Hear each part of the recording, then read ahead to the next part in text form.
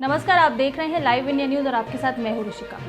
उत्तर प्रदेश की राजनीति में बीते कुछ दिनों से जो उथल पुथल जारी थी, जो हलचल की खबरें काफी दिनों से सामने आ रही थी कि बीजेपी में कलह की खबरें सामने आ रही थी, उत्तर प्रदेश की जनता का और उत्तर प्रदेश के जो मुख्यमंत्री हैं योगी आदित्यनाथ, उनके खिलाफ जो जनता और उनके ही विधायकों का जो शिकायतें सामने आ रही थी, जो असंतोष सामने आ रहा था, उस बीच ही आज उत्तर प्रदेश की राजनीति में एक बड़ा बदलाव हुआ है। उत्तर प्रदेश की राजनीति से कांग्रेस को बड़ा झटका लगा है। उत्तर प्रदेश कांग्रेस के एक बड़े नेता जितिन प्रसाद आज बीजेपी में शामिल हो गए हैं। जितिन प्रसाद उत्तर प्रदेश की राजनीति में कांग्रेस की तरफ से काफी बड़ा नाम है और उनका बीजेपी में शामिल हो जाना, वो भी विधानसभा चुनावों से पहले, ये एक बड़ा नुकसान है कांग्रेस के लिए। कांग्रेस के बड़े नेता थे जितिन प्रसाद और अब वो बीजेपी में शामिल हो चुके हैं। जेपी नड्डा से मुलाकात की थी इसके पहले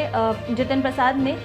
प्रसाद जो है ये बीजेपी के लिए एक बड़ा कह सकते हैं, विधानसभा चुनावों के समय पे उनका बीजेपी में शामिल होने से बीजेपी को बड़ा फायदा पहुंचा सकते हैं, क्योंकि जितिन प्रसाद ब्राह्मण हैं और ऐसे में वो उत्तर प्रदेश में ब्राह्मण वोटर्स को अट्रैक्ट करेंगे। अब इस पूरे मसले में समझते हैं कि उत्तर प्रदेश की राजनीति में जितिन प्रसाद का आना बीजेपी में और बीजेपी में शामिल होने के बाद जितिन प्रसाद किस तरह से ब्राह्मण वोटर्स को अट्रैक्ट करेंगे।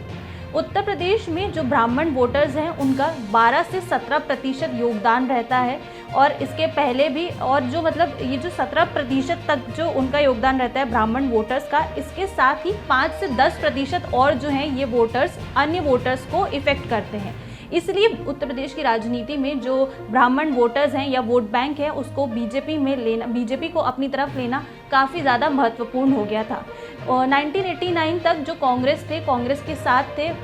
ब्राह्मण वोटर्स, लेकिन उसके बाद धीरे धीरे बदलाव आया और उत्तर प्रदेश की राजनीति में बीजेपी ने ब्राह्मण वोटर्स को अपनी ओर अट्रैक्ट किया। 2017 में भी और 2014 में भी बीजेपी की गवर्नमेंट ने ज़्यादा से ज़्यादा ब्राह्मण वोटर्स को अपनी ओर अट्रैक्ट किया था और इसी कारण से उत्तर प्रदेश में भारतीय जनता पार्टी की सरकार जो थी वो बरकरार थी। लेकिन कुछ दिनों पहले से ही उत्तर प्रदेश की राजनीति से जो खबरें आ रही थी कि योगी आदित्यनाथ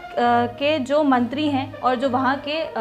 स्थानीय जो लोग हैं, रहवासी हैं, जनता है, वो उनसे मतलब जो ब्राह्मण वोटर्स हैं वो खासे नाराज़ बताए जा रहे थे। उत्तर प्रदेश में जो अभी कुछ समय पहले विकास दुबे का एनकाउंटर हुआ था, उसके बाद जो खुशी दुबे के साथ अभी जो बिकरू कांड हुआ, वो जो केस सामने आया, उसके बाद से ही उत्तर प्रदेश की राजनीति में जो बीजेपी थी वो कहीं ना कहीं बैकफुट पर आ रही थी, जिसकी वजह से अब जो योगी आदित्यनाथ थे वो कई सारे ब्राह्मण नामों को, चेहरों को भी सामने लेकर आए, लेकिन कुछ भी हुआ नहीं। पीएम मोदी भी अपने एक खास रिटायर अफसर को लेकर आए थे सामने, लेकिन उसके बाद भी कहा जा रहा था कि बीजेपी को विधानसभा चुनावों में शायद जीत हासिल ना हो पाई, क्योंकि योगी आदित्यनाथ का जो अभी चेहरा है उत्तर प्रदेश में, उनके जो विधायक हैं, जो जनता है, उनसे खास नाराज चल रही है। इसीलिए अब बीजेपी ने बड़ा दांव खेला है और जो जितिन प्रसाद हैं उन्हें अपने पाले में ले लिया है। अब देखना होगा कि जितिन प्रसाद तो बीजेपी में शामिल हो चुके हैं, लेकिन अब देखना होगा कि आगामी जो विधानसभा चुनाव होने वाले हैं उसमें जितिन प्रसाद बीजेपी के लिए कितने ब्राह्मण वोटर्स को लेकर आते हैं और बीजेपी की